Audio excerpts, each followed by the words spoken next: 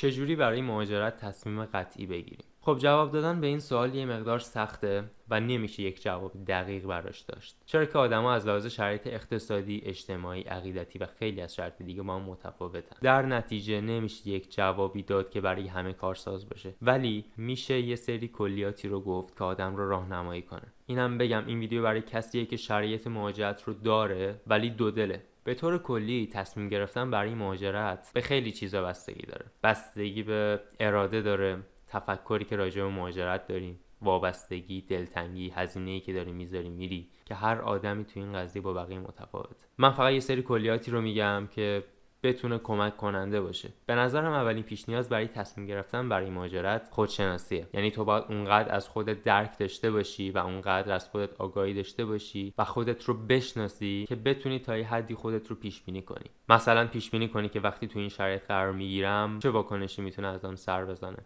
و برای اون پیشنهادم اینه که بنویسی. هر چیزی که تو ذهنت هست رو بنویسی. خصوصیاتی که داری، ویژگی یا تفکراتی که داری راجع به مهاجرت، هر چیزی که فکر میکنی راجع به مهاجرت، هر پیش بینی که داری رو کاغذ بیاری. چرا؟ چون فکرها مثل مولکولای گاز میمونن. تو میتونی مغزو یه محفظه در نظر بگیری که توش گاز وجود داره و هر تفکر یک مولکول گازه و این مولکولای گاز آزادانه دارن حرکت میکنن و میچرخن و نمیتونی روشون تمرکز کنی و اونجاست که آدم باید یه تریک شیمیایی بزنه و اون مولکول گاز رو به جامد تبدیل کنه. یه کاغذ خودکار بردار، بنویس، بگو که من این ویژگی رو دارم، این خصوصیت رو دارم، ارادم این شکلیه، به نظرم میتونم از پسش بر بیام، از پس این بخشش بر بیام، از پس این بخشش نمیتونم بر بیام و همشون رو بنویس. یه پرانتز این وسط باز بکنم، پیشنهاد میدم این کارو موقعی که کار داری نکنی. موقعی که درس داری، امتحان داری، یه کاری هست که داری فکرتو مشغول میکنه، این کارو نکنی چون تمرکزت به هم میریزه. تو میای اینا رو مینویسی و میذاری جلوت و راجع به هر کدومش به تنهایی فکر میکنی. دیگه اینجا چیزی هم نیست که جلوی این تفکر رو بگیره، یعنی جاشون رو با هم عوض کنه، چون همه رو نوشتی و خیالت راحته که به اونا هم میپردازی. بیا دونه دونه فکر بکن.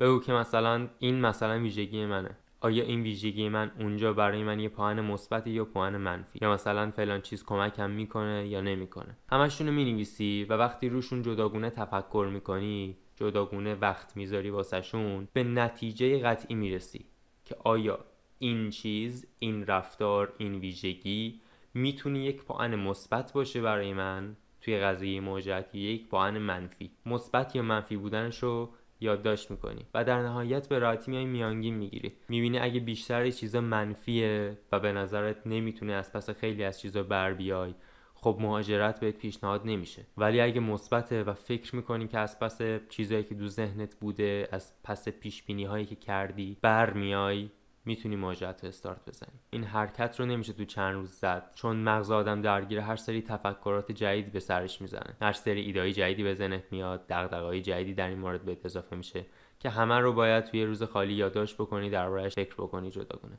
یکی دو تا چیز دیگه هست که به نظرم مهمه که به اینها بیشتر توجه بکنی. کلا تفکری که راجع به مهاجرت داری خیلی مهمه. یعنی اینکه فکر میکنی وقتی که مهاجرت میکنی چه اتفاقی واسط میفته، چه شرایطی در انتظارته. خیلی‌ها فکر میکنن وقتی مهاجرت میکنن دیگه بعدش همه چیز گل و بلبله، بعدش همه چیز خوبه، وارد بهشت میشن. ولی نه، بهشتی وجود نداره اینجا هم باگ‌های خودشو داره، اینجا هم سختی‌های خودشو داره، ولی اینجا بحث محاسبه است. تو ترجیح میدی چه چیزهایی رو داشته باشی و چه چیزهایی رو از دست بدی. مطمئنا بعد مهاجرت یک سری چیزهایی پیش میاد که آدم پیش بینیشو نکرده و حتی یک سری واکنشایی ازت پیش میاد، ازت سر میزنه که اون رو هم پیش بینی نکردی. من شخصا تو یک سری از موقعیت‌ها یک سری واکنش‌هایی از خودم بروز دادم که قبل از مهاجرت هر چقدر که بهش فکر می‌کردم یه چیز دیگه بود. واکنشی که از خودم بروز دادم کاملا متفاوت بود با اون چیزی که فکر می‌کردم قرار بروز بدم. و خب از این چیزا میدونم که باز هم قرار پیش بیاد، چون آدم وقتی تو یک شرایط کاملا جدید قرار میگیره و یک تغییر خیلی بزرگ رو پشت سر میذاره،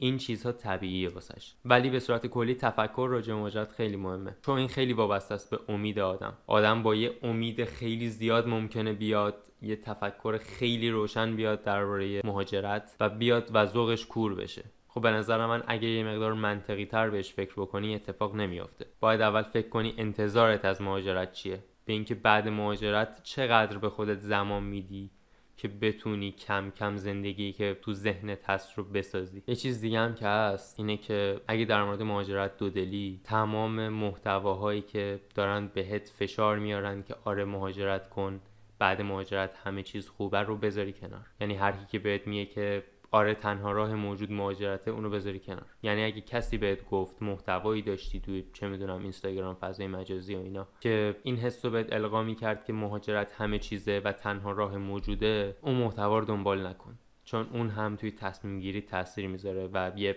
حس خیلی مثبت اندیشانه الکی رو درت ایجاد میکنه که باعث میشه بعد مهاجرت تو ذوقت بخوره. قبل این تصمیم آدم اول باید به خودش فکر بکنه و به خودشناسی برسه. اگه به اون خودشناسی رسیدی و فکر میکنی که میتونی از پسش بر بیای، میتونی مرحله بعدی رو استارت بزنی. من امیرعلی ام، مرسی از اینکه این ویدیو رو دیدین. خداحافظ.